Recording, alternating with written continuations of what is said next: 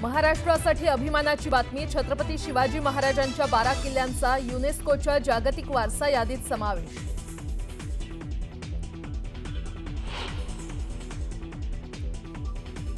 छत्रपती शिवाजी महाराजांच्या 12 किल्ल्यांचा युनेस्कोच्या जागतिक वारसा यादीत समावेश। हा ऐतिहासिक, अभिमानास्पद आणि गौरवशाली क्षण असल्याची मुख्यमंत्री फडणवीसांची प्रतिक्रिया।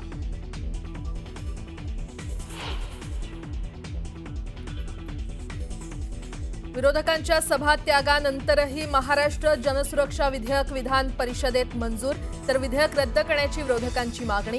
विधेयकावर सही करू नका, राज्यपालांना विनंती करणार असल्याचं दानवेंचं विधान।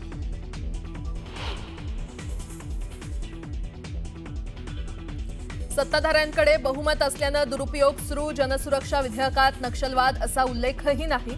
कायद्याचं नाव जनसुरक्षा ऐवजी भाजप सुरक्षा ठेवावं, उद्धव ठाकरेंचा हल्लाबोल।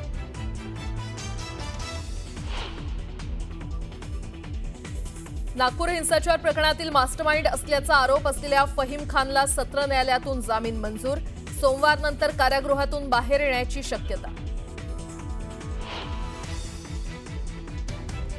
मुख्यमंत्री देवेंद्र फडणवीस आज नवी मुंबई विमानतळ कामाची करणार पाहणी। मुंबई पुणे मिसिंग लिंक प्रकल्पाचीही पाहणी करणार असल्याची माहिती।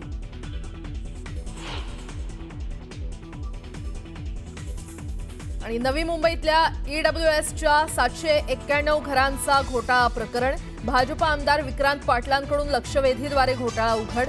मंत्री उदय सामंत यांनी समिती स्थापन करण्याचे दिले आदेश।